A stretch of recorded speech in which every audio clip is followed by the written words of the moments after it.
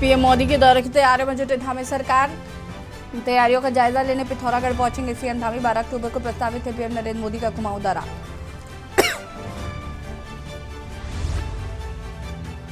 आदेश अवैध मदरसे में बच्चों के साथ अमानवीय व्यवहार के बाद सीएम ने दिया आदेश। गृह विभाग ने शुरू की जांच।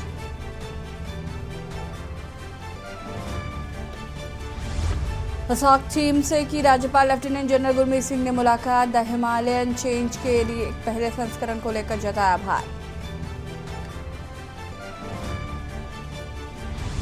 हेमकुंड साहिब की यात्रा पर आए पाकिस्तानी श्रद्धालुओं की बस विद्युत खंभे से टकराई। वाहन में 15 महिला पुरुष व बच्चे थे सवार।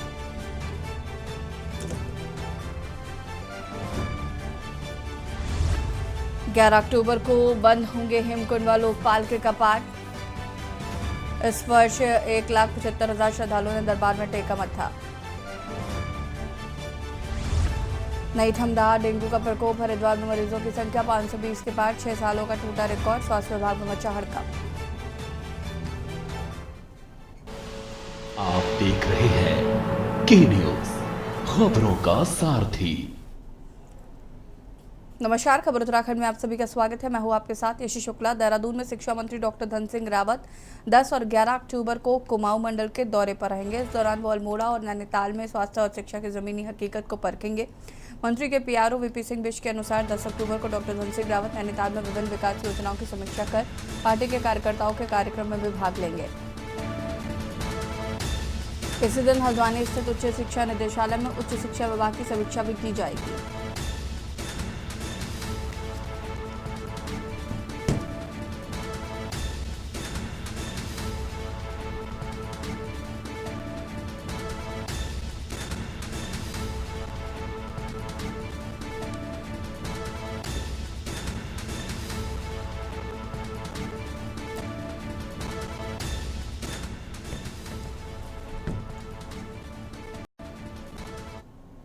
खबर कोटद्वार से, जहां मुरादाबाद मंडल के डीआरएम राजकुमार ने कोटद्वार रेलवे स्टेशन को लेकर कहा कि इस रेलवे स्टेशन का भविष्य में अमृत योजना के तहत विस्तार किया जाएगा। कोटद्वार रेलवे स्टेशन पर पैदल ओवरब्रिज बनाने की बात करते हुए उन्होंने कहा कि इसके डीपीआर पर काम चल रहा है।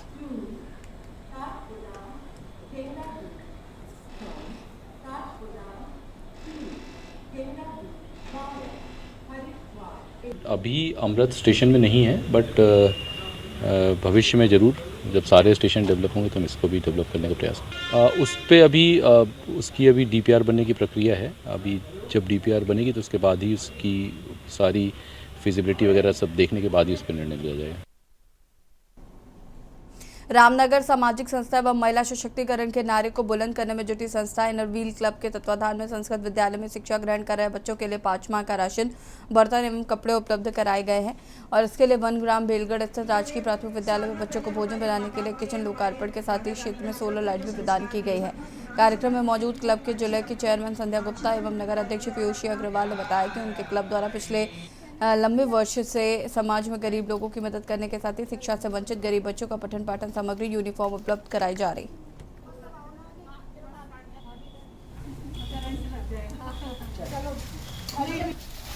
नहीं, आज हमने संस्कृत विद्यालय में राशन दिया है बच्चों को। उनको ज़रूरत थी राशन की, कुछ बर्तनों की, तो हम अपनी खुशी से आते हैं। हर साल पितृपक्ष में हम ये प्रोग्राम करते हैं और ये जो गांव है बेलगढ़, इसमें हम 13-14 से रेगुलर आ रहे हैं। जो हमने पहले इसमें एक आंगनबाड़ी बनवाई थी, एक किचन भी बनवाई थी, लैट्रिन बाथरूम भी बनवा रखे हैं और इस गांव में आज हमारी 4थी सोलर लाइट लग रही है। आप जैसे जानते हैं ये इनर व्हील संस्था जो है वो हमारी दुनिया की सबसे पुरानी सबसे बड़ी संस्था है। उसी के अंतर्गत हम ये सब चैरिटी के काम करते रहते हैं। तो इस बार inner wheel club of Ramnagar ने बहुत अच्छे प्रोजेक्ट्स लिए हैं। उन्होंने जैसे कि अभी आप लोगों ने देखा कि स्कूल में वहाँ पे बच्चों को राशन दिया, 4-5 महीने का राशन दिया है। यहाँ पे किचन बनवाई है जो कि एक बहुत सराहनीय काम है और आगे भी उम्मीद है कि हमारे ये लोग सारी बहनें मिलकर के सारे बहुत अच्छे काम करेंगी और सोसाइटी के लिए और बहन और बच्चों के लिए और लेडीज़ के लिए बहुत अच्छे काम करने की तो हमको आगे उम्मीद है। रामनगर प्रदेश के पूर्व मुख्यमंत्री एवं पौड़ी लोकसभा क्षेत्र के सांसद तीरथ सिंह रावत ने रामनगर में पार्टी के कार्यकर्ताओं में भागीदारी करते हुए सरकार की योजनाओं की जानकारी देने के साथ ही जनता से इसका लाभ देने की अपील की है। रामनगर के सरकारी अस्पताल में आयोजित आयुष्मान कार्ड वितरण कार्यक्रम में बोलते हुए उन्होंने कहा कि आज देश के प्रधानमंत्री नरेंद्र मोदी के विकास की सोच को भारत नहीं बल्कि पूरा विश्व उनकी प्रशंसा कर रहा है। उन्होंने कहा कि आज विपक्ष के पास कोई मुद्दा नहीं है। 60 साल तक देश में राज कर देश को लूटने का काम करने वाले लोगों को आज सत्ता से बाहर करने का काम भाजपा ने देश की महान जनता के सहयोग से किया है। लेकिन बात यह है कि पहले आपको डिटेल का हमारे सभा कार्ड में भी जानकारी रहेगी। मेरा सीएमएस तालियों से स्वागत करिए।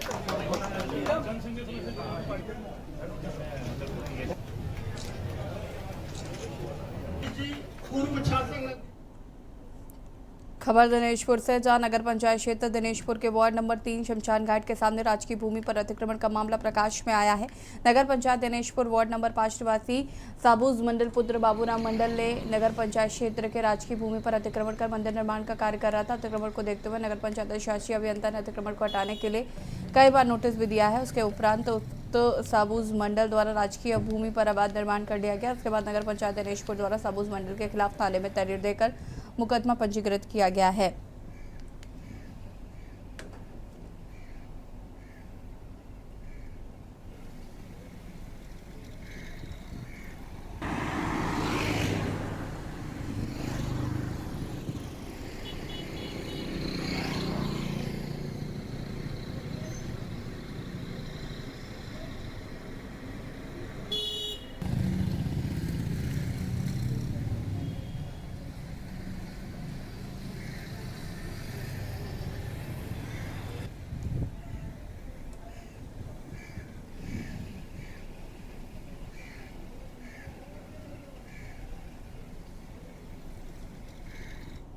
लेफ्टिनेंट जनरल गुरमीत सिंह ने राजभवन में adventure sports association of Uttarakhand की टीम के सदस्यों से मुलाकात की है। टीम में द हिमालयन चेंज के पहले संस्करण के अंतर्गत कई एल्टीट्यूड रिले रेस में पिथौरागढ़ से ओम पर्वत और आदि कैलाश तक की दूरी तय की। इस दौरान 12 सदस्यीय टीम द्वारा विश्व रिकॉर्ड स्थापित करते हुए 15,000 फीट की अधिकतम ऊंचाई तक कुल 4 दिनों में 234 किलोमीटर की दूरी तय की गई है। द हिमालयन चेंज के दूसरे संस्करण ने टीम द्वारा नीति नेलांग और जौहर वैली में रिले रेस का लक्ष्य निर्धारित किया है।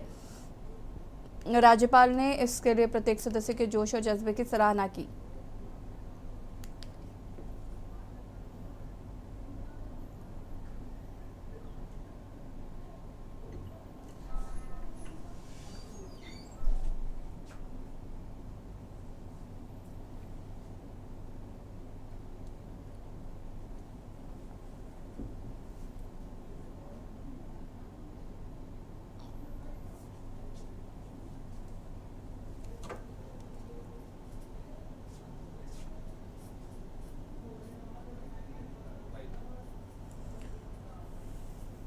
भारतीय जनता युवा मोर्चा उत्तराखंड में 15 अक्टूबर से प्रदेश भर में खेल महाकुंभ आयोजित करेगा। इसके तहत मंडल विधानसभा स्तर पर कई खेल प्रतियोगिता आयोजित कराई जाएंगी। भारतीय जनता युवा मोर्चा के राष्ट्रीय उपाध्यक्ष नेहा जोशी ने भाजपा प्रदेश कार्यालय में आयोजित प्रेस वार्ता में ये जानकारी दी है। खेलों के प्रति आकर्षित करने के लिए इस महाकुंभ का आयोजन कराया जा रहा है। उन्होंने बताया कि इसमें badminton, kho kho, football, kabaddi, basketball, cricket आदि खेल प्रतियोगिताएं आयोजित की जाएंगी। और यहाँ पे गांव में हमने CWC से 10 गुने अच्छे स्तर के हमने कार्यक्रम किए। तो इसके लिए मैं सभी भारतवासियों को भी मेडल से आज हम 2018 के बाद आज हम सबसे पहले तो मैं जो भारत के खिलाड़ी हैं जिन्होंने एक रिकॉर्ड परफॉर्मेंस अपनी एशियन गेम्स में दी है, 107 मेडल की हमारी टैली रही है। इससे पहले कभी इतना अच्छा प्रदर्शन भारत की टीम ने नहीं किया है। 28 गोल्ड, 38 सिल्वर और 41 हमारे जो ब्रॉन्ज मेडल हमारे खिलाड़ी लेकर आए हैं। तो भारतीय जनता युवा मोर्चा का हर एक कार्यकर्ता इन खिलाड़ियों को बधाई देता है, शुभकामनाएं देता है। और हमारे राष्ट्रीय अध्यक्ष तेजस्वी सूर्या जी के नेतृत्व में पूरे भारत में जब ये खिलाड़ी वापस आ रहे हैं अपने अपने शहरों में, अपने अपने गाँव में, तो उनके स्वागत कार्यक्रम, उनके सम्मान कार्यक्रमों का आयोजन भी हम करेंगे। उत्तराखंड में पहाड़ों से पलायन लगातार जारी है। सरकार की तमाम कोशिशों के बावजूद भी पहाड़ के पहाड़ खाली हो रहे हैं। पहाड़ों से पलायन के पीछे शिक्षा और रोजगार को बड़ी वजह माना जाता है। हालांकि दामी सरकार का दावा है कि सरकार की तमाम योजनाओं से पहाड़ों से पलायन रोकने में मदद मिलेगी। इस कड़ी में सरकार ने बड़ा फैसला लिया, जिसमें राज्य के पर्वतीय क्षेत्रों में निजी शैक्षिक संस्थान स्थापित करने के लिए सरकार जमीन खरीदने पर 25% की सब्सिडी देगी। इन्वेस्टर समिट के तहत शिक्षा विभाग ने भी प्राइवेट शैक्षिक संस्थानों को राज्य में निवेश के लिए आमंत्रित किया है। इसके लिए पर्वतीय क्षेत्रों में निवेश की न्यूनतम सीमा 25 करोड़ रुपए और मैदानी क्षेत्रों में 50 करोड़ रुपए होगी। इन संबंध में निजी स्कूल मालिक और संचालकों के साथ महत्वपूर्ण बैठक भी हो चुकी है। वहीं दूसरी ओर युवाओं को रोजगार और स्वरोजगार से जोड़ने के उद्देश्य से धामी सरकार ने आज युवा महोत्सव का आयोजन किया और महोत्सव में मुख्यमंत्री धामी ने रोजगार प्रयाग पोर्टल को लॉन्च किया है। इस पोर्टल के माध्यम से युवाओं को न सिर्फ रोजगार की जानकारी मिलेगी, बल्कि इस पोर्टल में विभिन्न विभागों में आउटसोर्स के जरिए खाली पड़े पदों की जानकारी मिल सकेगी। वहीं मुख्यमंत्री की उपस्थिति में IIT रुड़की, माइक्रोसॉफ्ट के साथ सरकार ने MOU भी साइन किया है। IIT रुड़की और माइक्रोसॉफ्ट की ओर से युवाओं को प्रशिक्षण दिया जाएगा ताकि युवाओं को रोजगार मिलने में आसानी हो सके। वहीं कांग्रेस ने सरकार के इन सभी प्रयासों को जुमला करार दिया है। देखिए रिपोर्ट।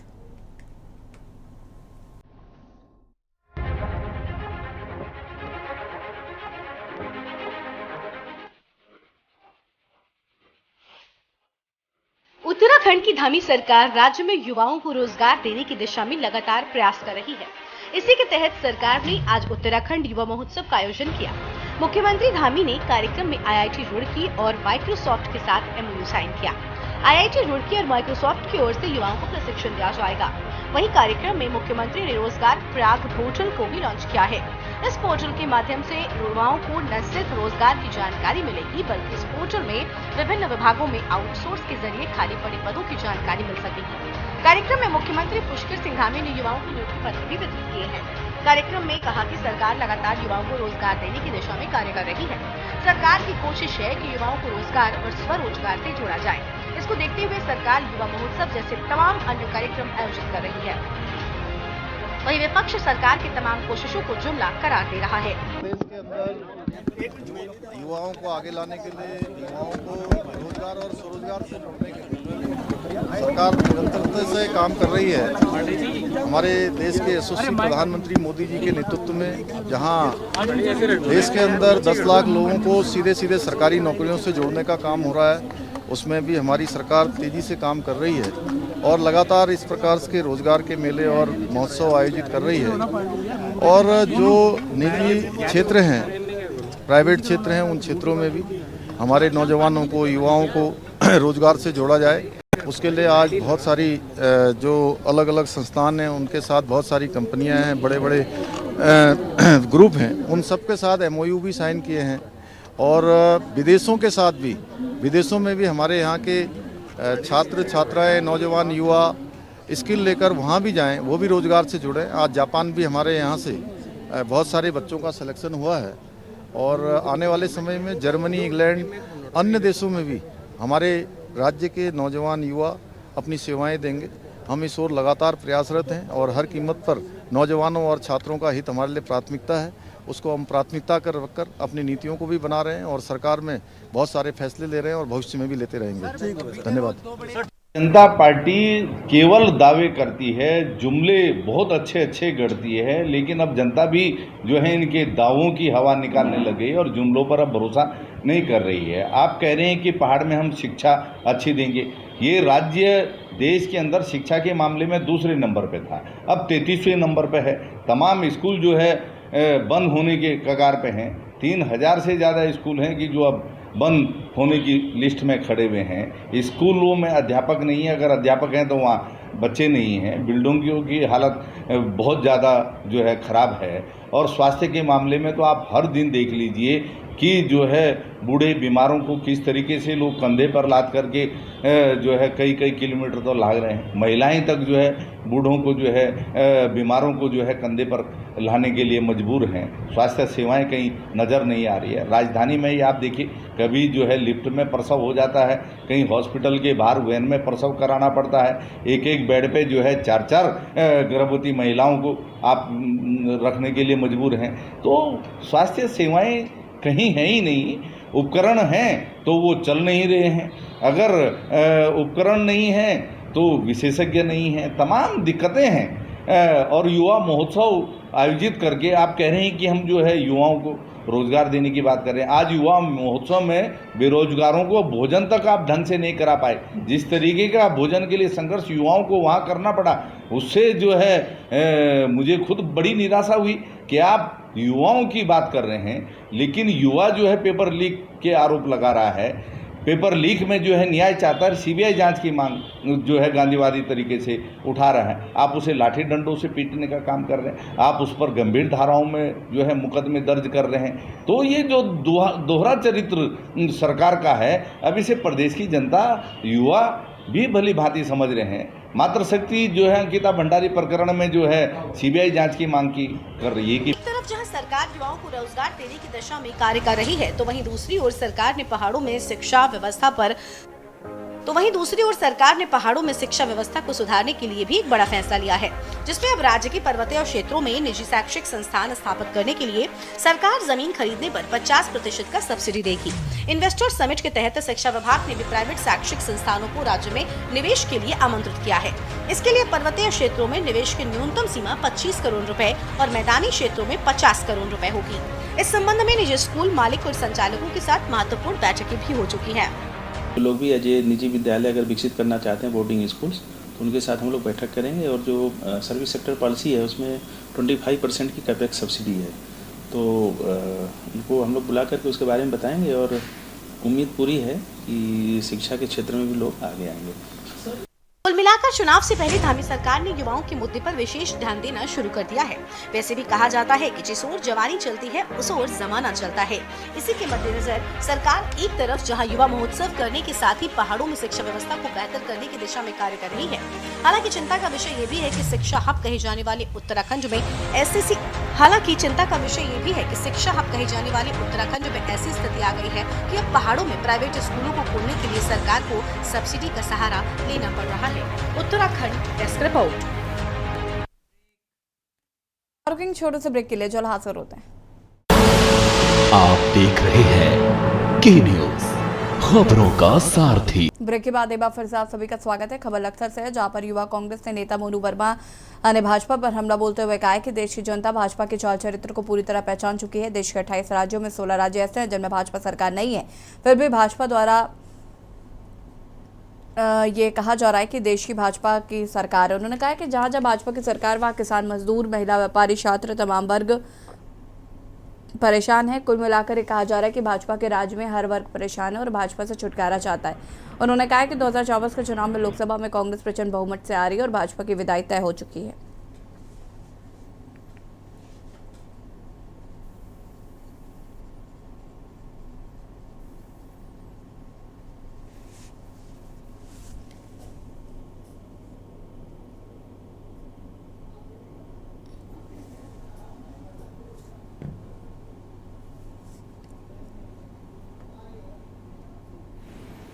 देश में बीजेपी के द्वारा एक माहौल बनाया जा रहा है और लोगों को गुमराह कराया जा रहा है। उसका माध्यम यही है, खाली बीजेपी दिखाई जा रही है, अन्य पार्टी कोई नहीं है। यही मुद्दा उठा रहे हैं खाली बीजेपी, जबकि 28 राज्यों में से 16 राज्यों में बीजेपी नहीं है। और जो बचे 12 राज्य हैं उसमें भी 5 राज्यों में लोकसभा चुनाव से पहले चुनाव होने वाले हैं, जिसमें बड़ी बहुमत से 4 राज्यों में कांग्रेस सरकार आ रही है। इसलिए बीजेपी का जाने का टाइम आ गया। कांग्रेस आ रही है लोकसभा में भी, विधानसभा में भी। ये झूठ की राजनीति ज्यादा दिन नहीं चल पाती, जितनी चलनी थी वो चल गई। रुड़की ब्लॉक में आजादी के अमृत महोत्सव के अंतर्गत मेरी माटी मेरा देश कलश यात्रा के अंतर्गत शहीदों की माटी को नमन और वीरों को वंदन किया गया है। इस दौरान कलश यात्रा में भाजपा सांसद रमेश पोखरियाल निशंक मुख्य अतिथि के तौर पर पहुंचे। इस दौरान विधायक प्रदीप बन्ना बत्रा और पूर्व विधायक देशराज कड़वाल, जिला पंचायत अध्यक्ष किरण चौधरी, ब्लॉक प्रमुख लुबना राव आदि प्रमुख लोग इस कलश यात्रा में शामिल रहे। इस दौरान बड़ी संख्या में महिलाएं कार्यक्रम में पहुंची।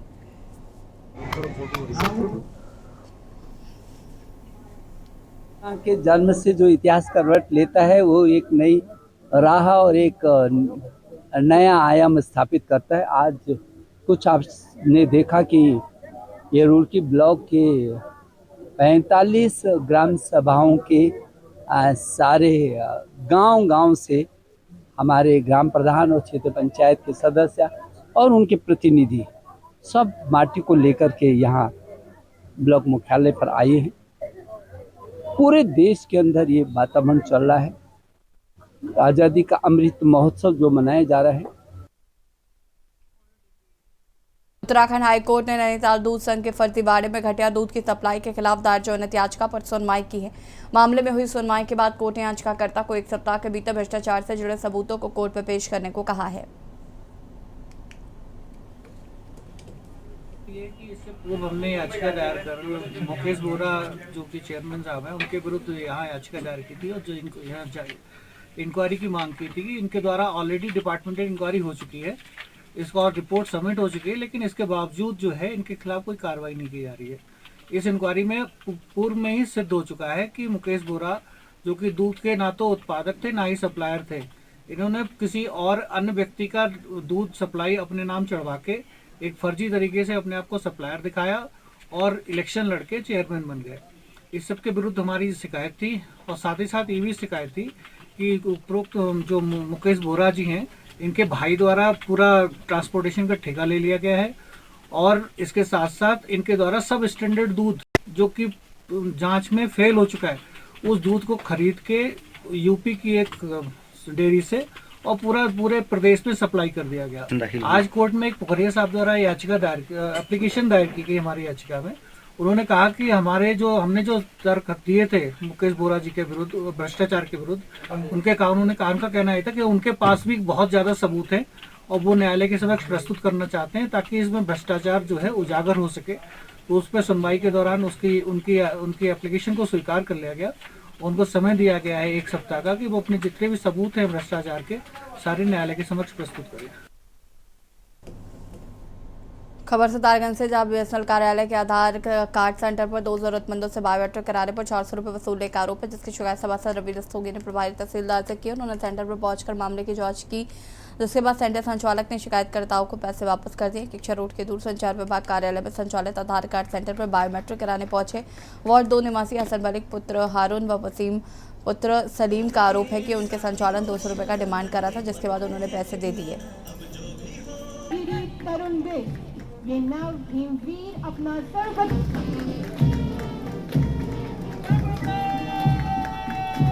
और अंत में अच्छा लग रहा है। I am thankful to instructors and my parents and everybody in academy who help me to reach this. That's it, thank you. पहले तो बहुत खुशी हो रही है सर कि आज इतना इम्पोर्टेंट डे है सर। मेरी फैमिली और फ्रेंड्स मेरे साथ हैं और सर आईटीबीपी सर जैसे आप जानते हैं इस टाइम पे सबसे इमर्जिंग फोर्स है इंडो चाइना रिलेशन को लेके, और जैसे एक्सपेंड हो रहा है हमारा बॉर्डर चाइना साइड।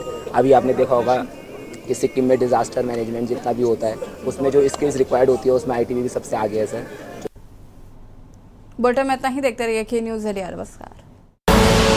आप देख रहे हैं के न्यूज़, खबरों का सारथी।